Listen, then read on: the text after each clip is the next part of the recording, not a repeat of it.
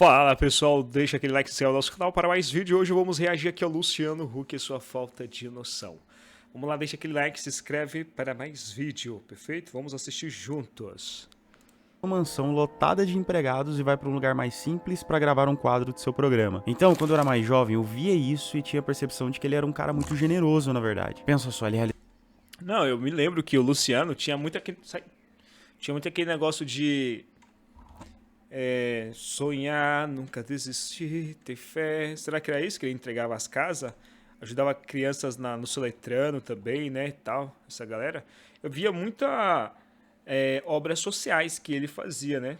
realizava sonhos, fazia a galera feliz e eu sempre gostava de ver isso nos sábados. Só que o tempo foi passando, a maturidade foi aparecendo e meu senso crítico foi mudando. Consequentemente, minhas opiniões também. Vamos lá, mais de 2 décadas, o cara é uma das figuras mais reconhecíveis.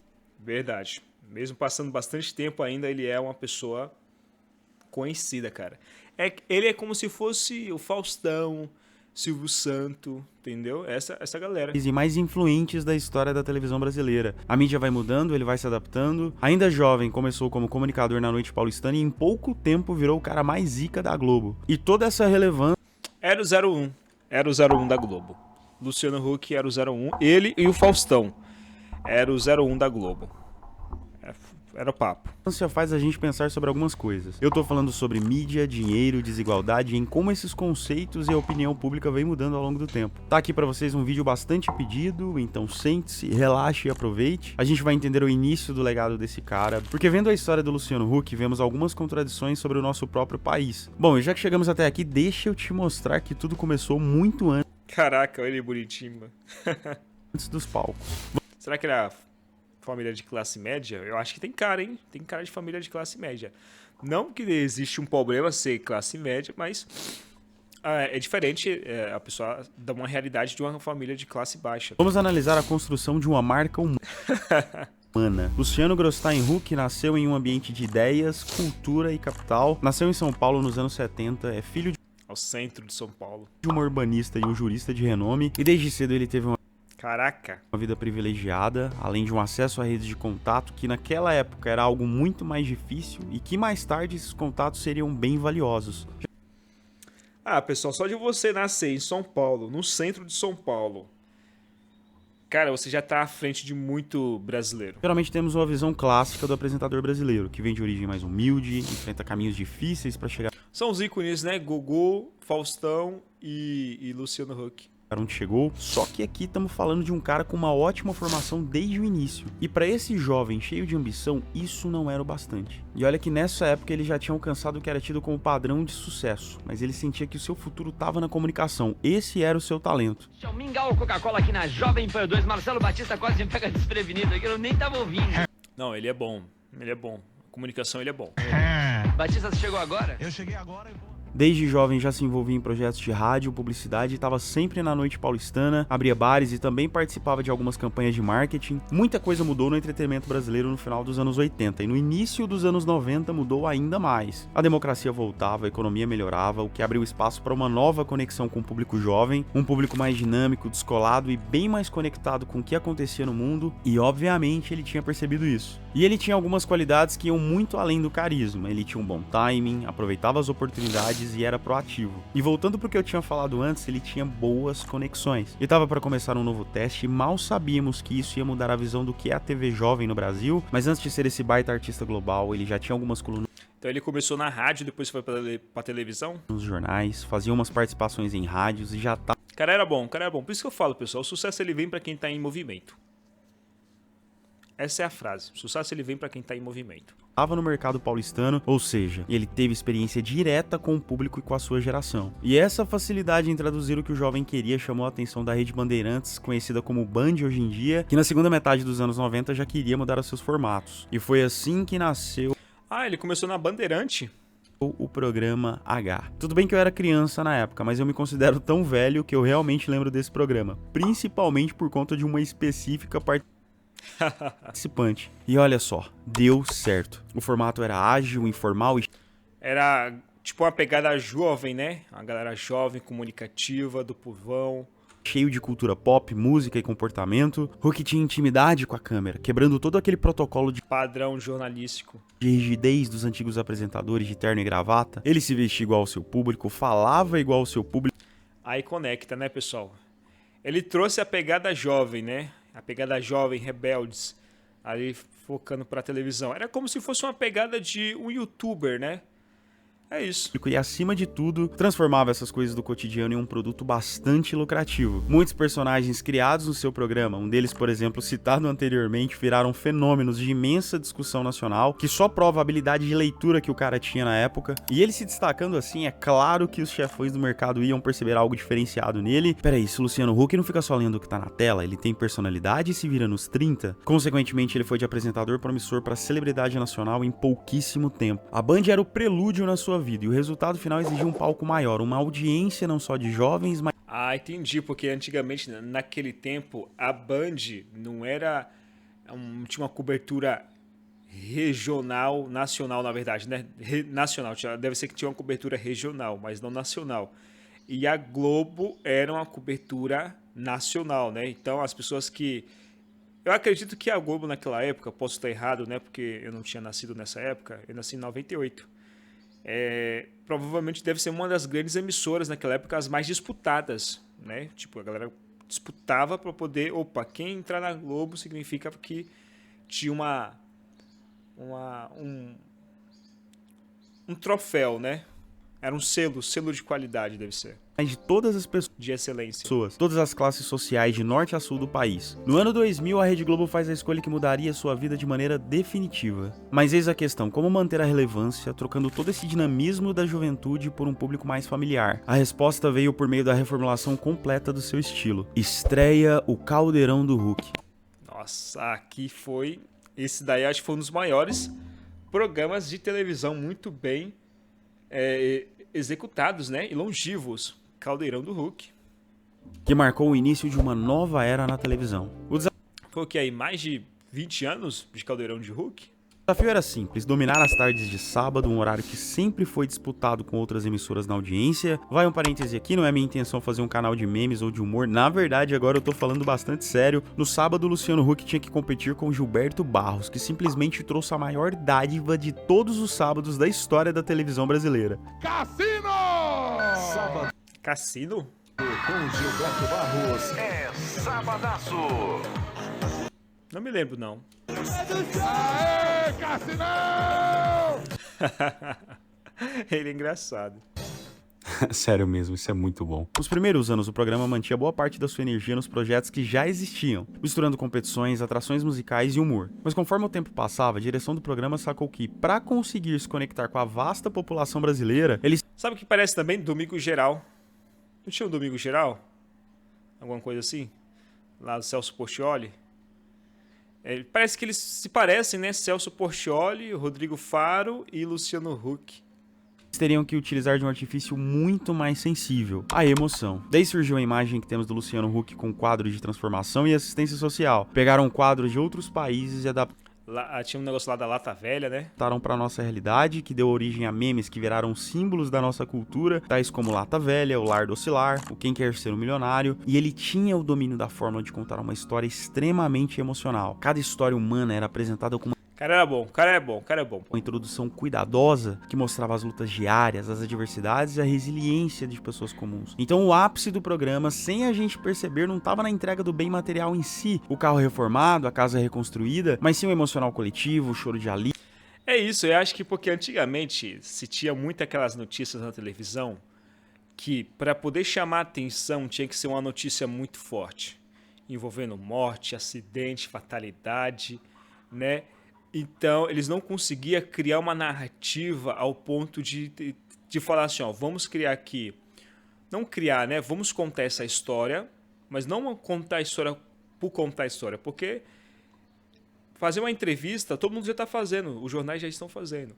Vamos tentar aqui criar uma história emocionativa, emocional, que cativa, que gera a pessoa a querer saber começo, meio e fim, como se fosse um filme, né? e aquela sensação de que a justiça havia sido feita pela tela da TV. E por que esse formato funcionou tão bem? O programa supria a necessidade histórica de amparo e reconhecimento da grande mídia de uma população marginalizada, que oferecia algo muito além da melhoria material, mas uma voz, a própria existência. Então o público respondeu com fidelidade por muitos anos consecutivos. Milhões de brasileiros se conectavam àquelas histórias tristes de superação. Só que, além do sucesso de audiência, aconteceu um debate ético e profundo sobre os limites desse modelo de programa. Para entender isso como um todo, vamos fazer O quê? Apelação? uma pausa nesse tópico e analisar a própria televisão. O debate sociológico e crítico sobre a mídia gira em torno de uma linha complexa. O que separa entre dar visibilidade à história de alguém de simplesmente transformar a dificuldade dessa pessoa Em audiência? em um produto de audiência? Pessoal, a gente precisa entender de uma vez Existe aí um meio termo, né? Em ajudar a pessoa e isso transformar realmente em algo assim de, pô, quero poder ajudar e eu quero mostrar a outras pessoas que eu estou ajudando e tá tudo bem, ou quero utilizar aquela história triste como um produto de audiência para poder estar vendendo.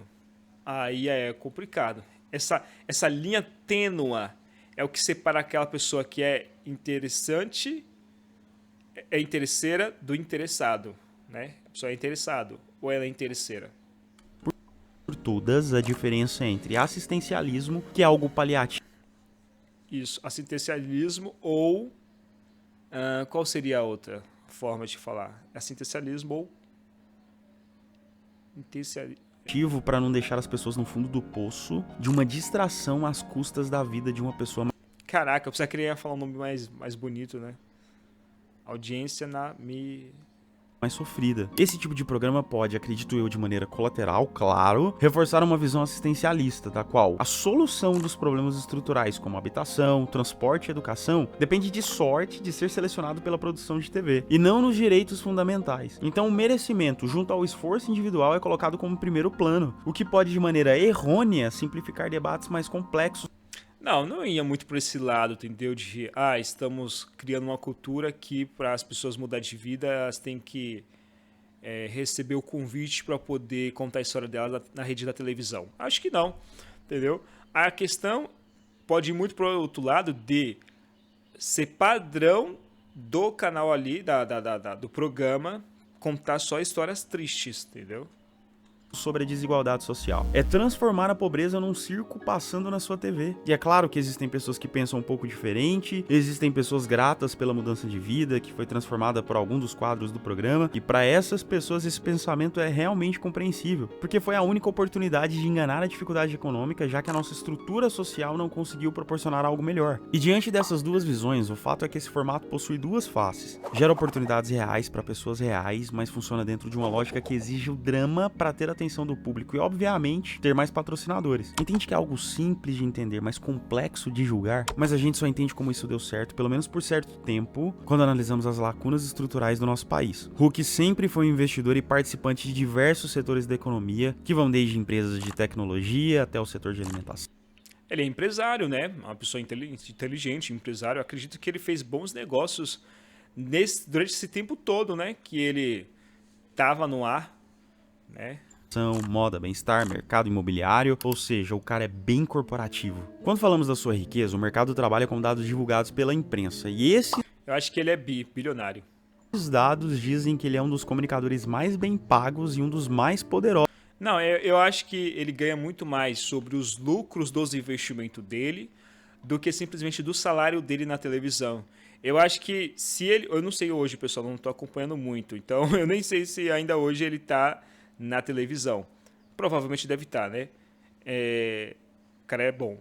Mas, assim, eu acredito que ele estar hoje na televisão não significa que gera mais lucro do que os próprios empreendimentos dele, mas potencializa a visibilidade dele. Então, indiretamente, ele ganha também por ser um garoto propaganda, é um posicionamento de marca, entendeu? De brand estar na televisão, mesmo não tendo lucro. Tá ligado? Então vamos imaginar um exemplo. Vamos imaginar que, sei lá, ele recebe R$1 milhão por mês para estar fazendo um programa de televisão. Mas é capaz que essa visibilidade da imagem dele gera-se, sei lá, seus 10, 15, 20 milhões por mês, seus 10 milhões por mês, estando nos empreendimentos dele, entendeu? Da América Latina. Os patrocinadores gostam dele por sua credibilidade, responsabilidade social e estabilidade. Essa força financeira desenvolveu um valioso capital social, Não, o cara é bem de vida. já que construiu uma rede de conexões que inclui líderes empresariais, banqueiros, intelectuais e figuras de peso. Aparece em eventos econômicos mundiais, que demonstra que a sua influência vai muito além dos estúdios de gravação. Essa competência empresarial e o trânsito livre em diferentes setores da sociedade o qualificam como um cara importante na sociedade. Mas também levantam discussões sobre suas conexões com as elites tradicionais, e isso gera um paradoxo complicado nas histórias de pobreza que ele mostra toda semana na TV. No início dos anos 2000, duas celebridades se uniram e viraram o casal mais falado do Luciano Huck e Eliana, é isso mesmo? Brasil naquela época. Luciano Huck e Angélica, ambos Ah, não, Angélica. Angélica, não é Eliana não, Angélica. Cara, era o casal do ano, hein? Era o casal do ano. apresentadores consagrados com carreiras desde a juventude, começaram um relacionamento que rapidamente se transformou em um dos casamentos mais acompanhados pela mídia. A constituição da família, o nascimento de seus 3 filhos, tudo foi acompanhado de perto pelo Ah, os filhos é a cara do pai, né? público por meio de revistas, programas Olha, igualzinho. de TV e depois pelas redes sociais. Pra gente que tá acostumado a sempre ver relacionamentos de celebridades que duram poucos meses, são cheios de Verdade, verdade. escândalos. O caso desses dois foi um exemplo de estabilidade e um cuidado bem interessante na sua privacidade. A família, obviamente, se tornou um exemplo de sucesso, harmonia e A filha parece com a mãe. Os dois meninos é a cara do pai. estabilidade moral. E essa imagem teve um papel fundamental na sua carreira a longo prazo. A sua vida pessoal de sucesso tem muita credibilidade no público e isso ajuda em seus projetos sociais. Ele tem uma vida conjugal estável, é um pai gente boa, fazendo dele um businessman bastante humano. E essa humanidade traz ele para o público que gosta bastante desse valor mais tradicional. Só que ao mesmo tempo essa imagem de família de alto padrão gera uma distância inalcançável para a maioria da população, porque cria um Não sei se é uma questão de padrão de família padrão. Não, ele não tá se impondo a eu quero ser uma família padrão. Não, simplesmente ele é uma família padrão por ser uma família padrão, entendeu? contraste com a realidade de um povo que tem muitas crises cotidianas e financeiras. Observação, eu não tô falando que é errado em si, eu tô falando o contraste com a maioria das pessoas. Não, cara, se for fazer contraste, claro, várias pessoas hoje no Brasil são diferentes. Tem pessoas que não têm pai, tem pessoas que não têm mãe, mas as pessoas que têm pai e têm mãe são culpadas? Não, entendeu? Claro, a gente deve sim cuidar das pessoas que não têm pai, a gente deve cuidar das pessoas que não têm mãe, sempre tratar com respeito, com carinho, mas o que a gente não pode é tipo assim, as pessoas que têm pai e têm mãe são culpadas ou sei lá, alguma coisa nesse sentido, entendeu? Não. E como elas não percebem isso. De qualquer forma, essa imagem enfrentaria novos desafios com a chegada de uma nova era com bastante debate ideológico nas redes sociais. E agora falando sobre a sua vida na internet. Quando você se expõe demais, você acaba criando um banco de dados que Total. terá um peso no futuro. Existe um tribunal das redes sociais que traz uma dinâmica de vigilância que atinge principalmente grandes nomes da mídia. E o nosso herói Luciano Huck enfrentou momentos em que as suas ações e declarações geraram amplas discussões e dividiram a opinião pública. Um episódio interessante de se falar é sobre o caso do apresentador com comunidades indígenas.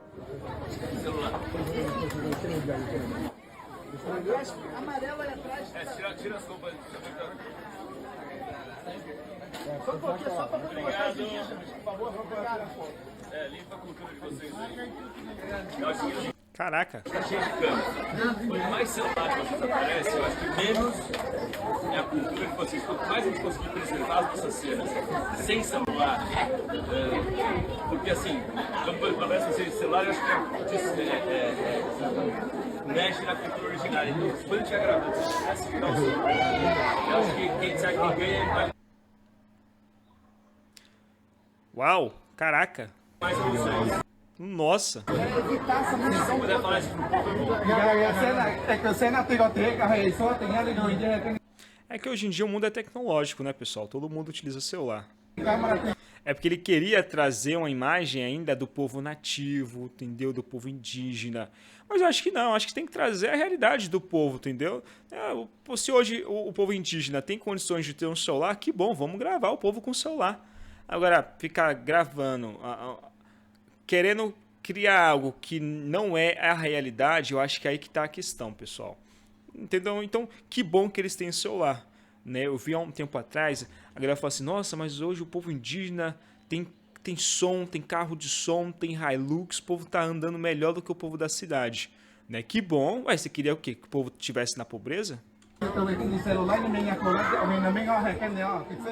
Ativistas de direitos humanos disseram que essa abordagem flertava com uma visão exótica, que fazia as culturas brasileiras parte de seu programa apenas para fins de audiência. Aí vem os defensores e dizem que essas visitas têm um papel fundamental porque trazem visibilidade às populações negligenciadas, utilizando todo o alcance da TV. Isso tudo seria aceito até certo ponto, exceto que vaza um vídeo em que o apresentador pede para que os indígenas escondam seus celulares e não usassem roupas comuns na gravação. A questão aqui é, você quer ou não apresentar a realidade dos indígenas? Você quer só sensibilizar o público, igual você sempre fez em seus programas? Isso pegou muito, muito mal pra ele na época, porque deixou algo que poderia ser até interessante de assistir em uma coisa totalmente artificial, feita para fins lucrativos, cheia de mudanças que não mostrava a realidade do povo indígena, mesmo que fosse com eles possuindo o celular e vestindo roupas que consideramos comuns. Houve uma polêmica recente sobre a sua fala de um programa social, e aqui vão meus 2 centavos. Para um cara bilionário, que ficou famoso principalmente por seu assistencialismo, deixando os participantes em situação vexatória em rede nacional, falar sobre um programa social pode ser algo bastante complicado. Independentemente se você concorda ou não, a discussão aqui não é essa, mas sim de quem está falando, que dessa vez pesa bastante. Minha sincera opinião é que as pessoas não partem do mesmo lugar nessa vida. Algumas têm dificuldades absurdas, e se essas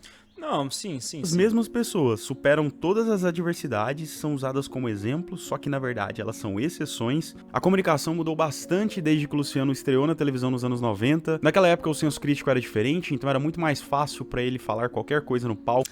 É que hoje é complicado, pessoal. Eu não tô falando assim especificamente do Luciano, mas hoje a audiência é complicado. O que manda hoje é a atenção, pessoal. Atenção. Infelizmente, existe 2 formas de chamar atenção. Atenção com casos ruins envolvendo morte, essas coisas ruins, ou mostrando o corpo, ou algo muito emocionativo, sabe? Algo assim muito emocional, tal. E é complicado, porque quando você visa, você ganha sobre a visibilidade, você sabe que a visibilidade existe uma questão da atenção, e a atenção é nesses 3 elementos, você tem que sempre se ponderar para que, claro, você não venha, né, se desviar do caminho desde o início que você pensou, né, os seus valores. Que a gente consumir de forma passiva. Com o crescimento das redes sociais, essa dinâmica muda e o público tem acesso à crítica. O que a gente julgava como interessante e legal há 20 anos, hoje é julgado e criticado com novos valores culturais e também geracionais. A gente confiava e até replicava fielmente o que as celebridades e artistas diziam na TV. Existe uma clara diferença entre gerações de espectadores. O público mais velho, que é mais tradicional, consome TV aberta, mantém essa relação de hoje tá acabando, né? Tá acabando ali o público da televisão aberta, né? Aí ele falou o seguinte aqui, ó, idade e faixa etária, o perfil de quem mais assiste TV aberta, ó. Idade, público 60+, é um grupo dos consumidores mais intensos, cerca de 61% desse público assiste televisão convencional, acredito também. Divisão, por esse motivo eu acredito que daqui 30 anos, 40 anos, vai se cair mais do que a metade a audiência em televisão, porque os jovens hoje não assistem televisão. Os idosos com mais de 60 anos representam 30 a 39% de toda a audiência só. Fidelidade, afeto e admiração pelas figuras públicas. A contratante com os jovens, a geração Z, de 13 aos 28, apresenta o menos consumo diário, com apenas 38% dos telespectadores frequentes. Gerações mais jovens e nativas digitais já são mais desligadas desse poder midiático. Para os mais jovens, essas reportagens emocionantes nada mais são do que uma exploração da fragilidade. É que nem o Facebook, né? Facebook você percebe lá que são a galera dos 30+, né? A galera do Instagram são a galera dos 30 menos. Alheia. Isso tudo faz o Huck mudar constantemente seus formatos. A sua principal prova de sucesso foi ter assumido o horário nobre no domingo, que é conhecido como o ápice do sucesso do apresentador brasileiro, ainda mais na Globo. Eu acho que a gente não deve ser tão simples nas nossas opiniões. Analisando a trajetória do Luciano Huck, eu percebo muito resquício da nossa cultura, do nosso jeito de ser e como isso pode ser utilizado. Se é ético ou não, cabe a cada um julgar. Eu só tô fazendo meu trabalho e trazendo esse vídeo pra vocês para uma discussão. Então, o resumo do resumo da história dele, eu nem acho que deveríamos transformar em algo binário, sobre ser um herói ou ser um vilão. Ele construiu sim uma carreira impressionante, influencia muitas pessoas, criou oportunidades reais para algumas famílias e criou alguns debates sobre sociedade, ética, privilégio. É aquela famosa história, né? Ele fez muito E mais, desigualdade. fez muito mais do que uma pessoa comum, né? Então, é isso. Pessoal, deixa aquele like, se inscreve no nosso canal para mais vídeo também. Um abraço e tamo junto. Fui!